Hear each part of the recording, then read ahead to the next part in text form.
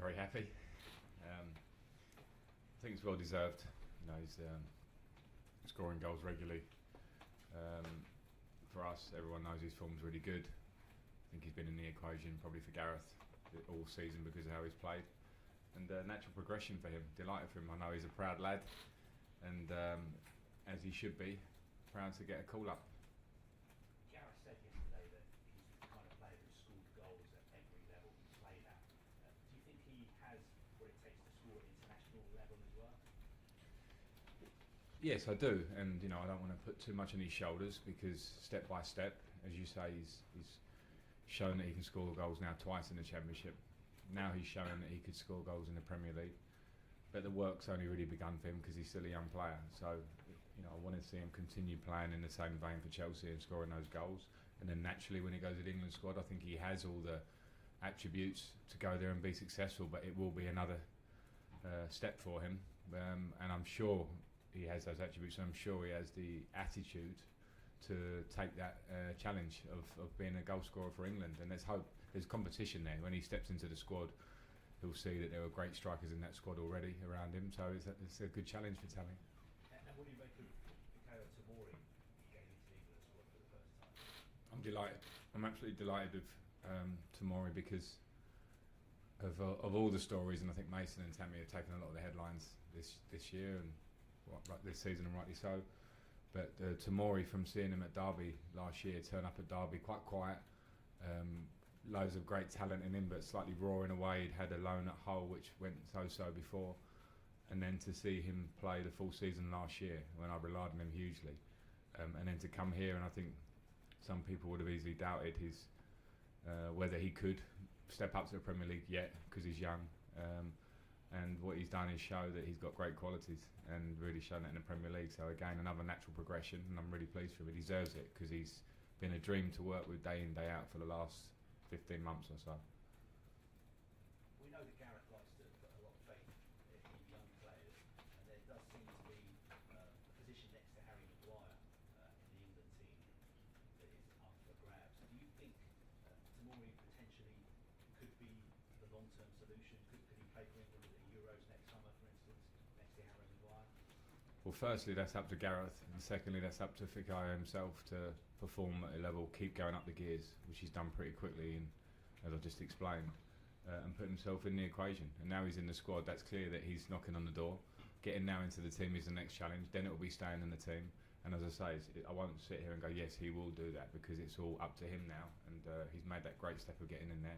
Gareth's shown trust. I saw his press conference yesterday. He wants to see him close up, wants to see him train. Steve Holland knows him well. So now it's in Bukayo's hands to go there and show what he shows us every day. And have you had a chance to speak to them today to talk about the call-up, how they're feeling?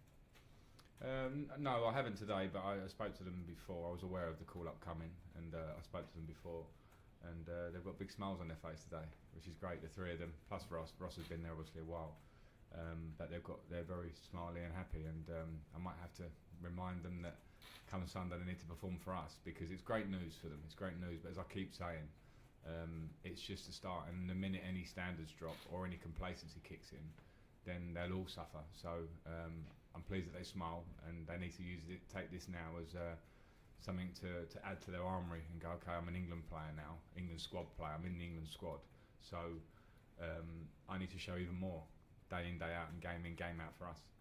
And Callum's been called up to the under-21 squad.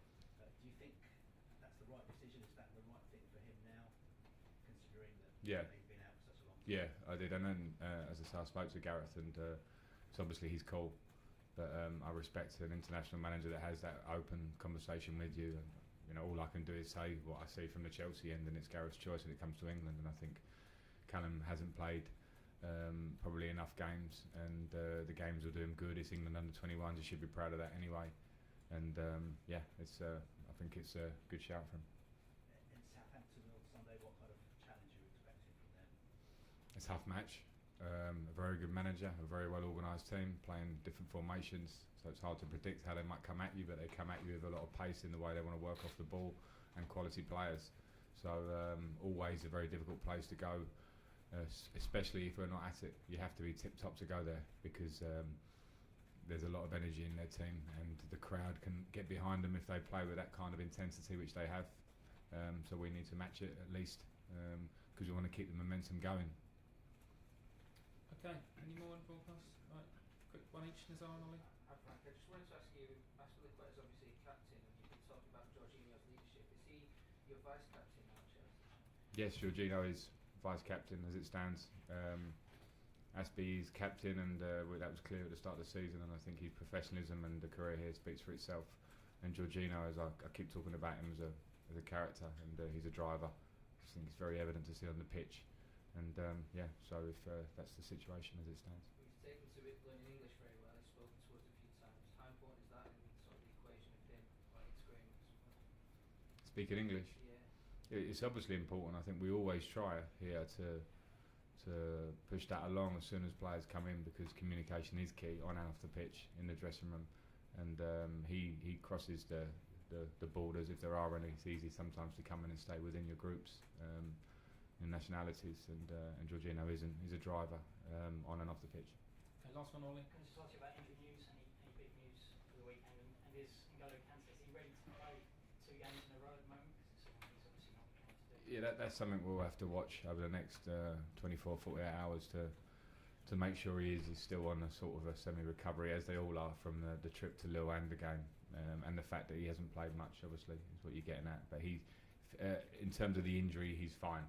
So there's no fallout from the game. It's just making sure that he's fit and ready, and that's obviously a call for myself.